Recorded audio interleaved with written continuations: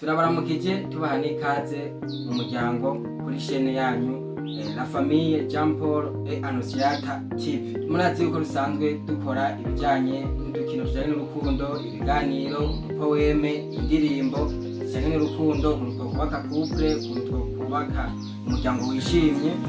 Ariko umuntu agiye kubiraba urukundo rurakenera amafaranga, kuko nyamba ufise umukunzi kugira aze kukuraba akenera itiki, kugira aze kukuraba araza koga isabune ikenera amafaranga, araza kwibrosa ni ukuvuga arakoresha amahera. Hama nyamba uri mu muryango naho kugira umugore wawe abegwe uramugurira igitenge gikenera amafaranga, uramugurira ibirato, ikirato gikenera amafaranga. Murashobora gusohoka mukaja kuryosha, nyamba ari mu kabare, nyamba ari ahantu muri jardin, murashobora kwipakiza canke mugafungura ahantu muri restaurant kanaka. Ni ukuvuga ibyo byose bikenera iki? Bikenera amafaranga. Nyamba n'umuryango wagutse urimo n'abana, abana barakenera kuja kwishura. Uri umugabo tegeza kwandika kwishura, aho uri gukoresha iki? Uburyo.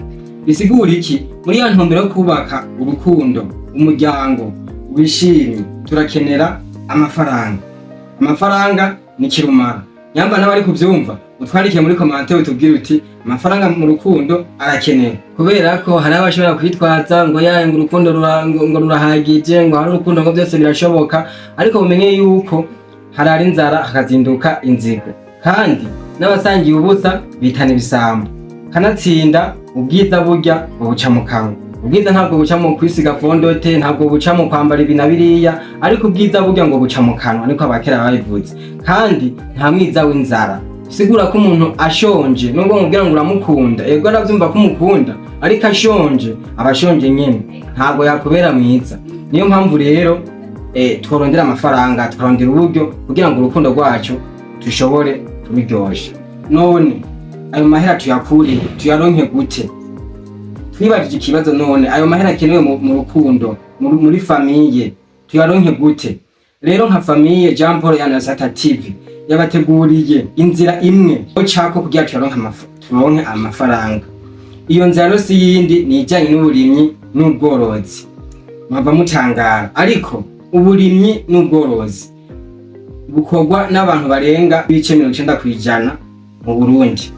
Hama abantu 100% babayeho bafungura ibintu bivuye mu burimyi, kuvuga umuceri, ibiharage, ibitoki, ibijumbu, inkore, intengwa, eka none murazi ibifungurwa turima ngaha mu Burundi. Ni ukuvuga ibice 100%, ni ukuvuga nta muntu n'umwe adafungura ibintu bivuye mu burimyi. Bisigura ko uburimyi bukenewe n'abantu bose. Ni muri iyo ntumbero rero, muri kwa kuryosha urukundo, muri za poeme, muri ya mitoma n'ibindi byose twocisha kuri ino chaîne, tugiye kubashiriramwo urukurikirane rw'ibiganiro bijanye n'ukuntu umuntu yoshobora kwiteza imbere, agateza imbere n'igihugu ciwe biciye hehe? Mu burimyi. Tukahita tukaronka ayo mafaranga yo kuryosha urukundo rwacu, yo kuryosha mu ngo zacu, mu miryango yacu, tukabaho twishimye dufise ibiduhagije. Kuko iterambere rya mbere rihera mu kubanza kuronka ivyo ufungura, hama ukaronka amafaranga, hama ukiryohera. Muri urwo ruhererekane rwo kurondera amafaranga biciye mu burimyi n'ubworozi, muzoba muri kumwe na Engineer Agronome Ndayizeye Jean Paul, aho tuzoraba ukuntu twoshobora kubyaza umusaruro isi, ubwenge n'ingufu Imana yaduhaye kugira ngo dushobore kuronka umusaruro, dufungure mu miryango, hama turonke n'amafaranga yo kuryosha urukundo n'imiryango yacu.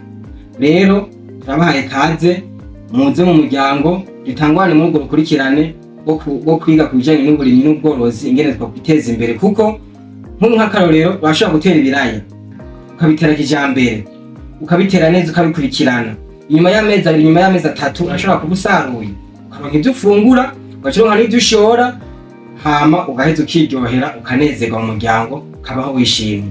Nivyo rero twagomba kubamenyesha. Muze muri benshi, mugire subscribe, hama tubandanye urugendo rwacu rwo kubaka umuryango wishimye ari turi benshi. Murakoze.